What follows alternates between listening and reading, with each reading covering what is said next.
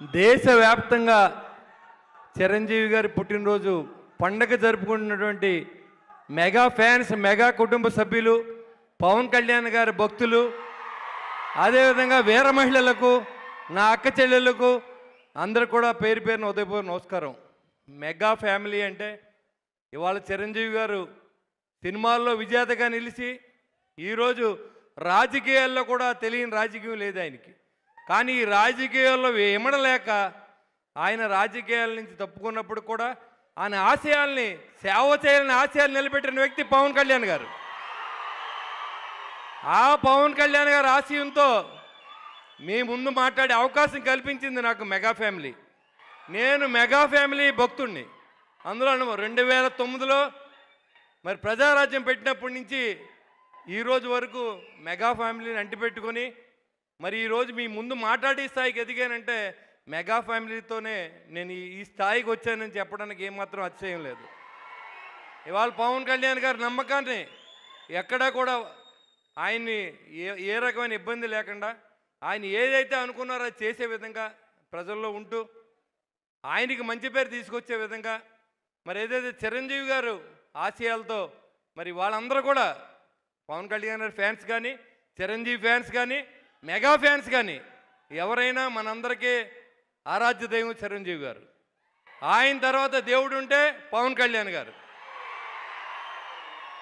ఇవాళ చాలామంది సినిమా హీరోలు పుడతారు, చాలామంది సినిమా హీరోలుగా ఉంటారు.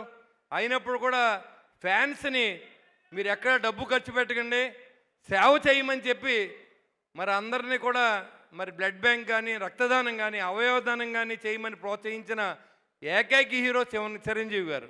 ఎందుకంటే యువత ఎంతసేపు మీరు బ్యానర్లు కట్టండి, పూలు చల్లండి అనే నాయకులు మనం చూసాం. కానీ ప్రాణాలు నిలబెట్టండి, రక్తదానం చేయండి, నేత్రదానం చేయండి అనే వ్యక్తి చిరంజీవి గారు. అందుకని మనం ఆయన ముందు శిరస్సు వంచి నమస్కారం చేయాలి. ఆయన కరోనా సమయంలో కోటీశ్వర్లు ఉన్నారు, కానీ ఎవరు బయటికి రాలేదు. ఒక్క చిరంజీవి గారు మాత్రం ఆయన స్వామినాయుడు గారిని మరి ఆయన ఒక ఆంజనేయ స్వామి అంటాడు స్వామినాయుడు గారు. ఆ రోజు నుంచి ఒకే మాట ఒకే పాట, అది మెగా ఫ్యామిలీ చిరంజీవి గారు. అంతే, ఆయనకి ఇంకేమీ తెలియదు.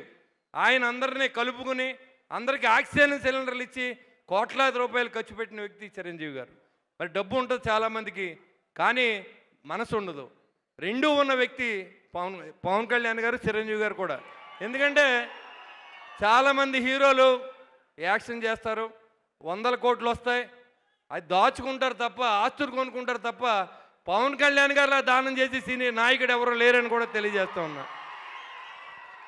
ఇవాళ ఒక మనిషి సినిమాల్లో నిలబడాలి, రాజకీయాల్లో నిలబడాలంటే ఎంత కష్టమో మీరు చూశారు. 2009లో ప్రస్థానం ప్రజారాజ్యం, దాన్ని నిలబెట్టుకుంటూ 2021లో 2025, 24లో మరి ఉప ముఖ్యమంత్రిగా మరి ఆ స్థాయికి ఎదిగారంటే చిరంజీవి గారి యొక్క ఆశీస్సులతో. మరి పవన్ కళ్యాణ్ గారు డిప్యూటీ సీఎం అయ్యి 21, 28 గెలిచి మీ అందరి సహకారంతో ఇవాళ మీ అందరూ ఉన్నారు కాబట్టే ఈ మెగా ఫ్యామిలీకి ఆశీస్సులు, రక్షగా కూడా మిగులుతూ ఉంది. చాలామంది ఫ్యాన్స్ ఉంటారు, చాలా పార్టీలు ఉంటాయి, కానీ ఒక్క మెగా ఫ్యాన్స్ మాత్రమే అలాగ ఉంటారు, ఏ పార్టీలోకి వెళ్ళరు. చిరంజీవి గారు, పవన్ కళ్యాణ్ గారు ఏం చెప్తే అది చేసేది ఒక్క పవన్ కళ్యాణ్ గారు ఫ్యాన్స్ మాత్రమే. దాంట్లో ఏమాత్రం అతిశయం లేదు.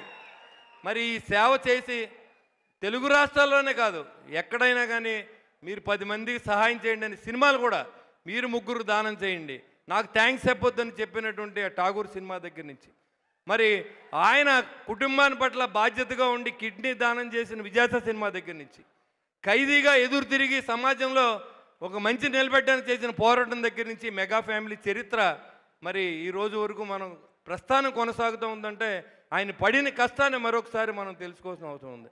నాకు 70వ పుట్టినరోజు అంటూ ఇష్టం లేదు.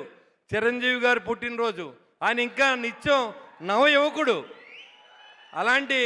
అలాంటి మహానుభావుని పుట్టినరోజుకి మీ ముందు మాట్లాడే అవకాశం కల్పించిన మెగా ఫ్యాన్స్కి, స్వామినాయుడు గారికి మరి అందరికి కూడా పేరు పేరున శిరస్సు వంచిన నమస్కారం తెలియజేసుకుంటూ, చిరంజీవి గారు 100వ పుట్టినరోజుకి నేను బతుకుంటే ఖచ్చితంగా మీతో పాటు పార్టిసిపేట్ చేస్తానని చెప్పి తెలియజేసుకుంటూ సెలవు తీసుకుని జై హింద్. ఖచ్చితంగా సార్.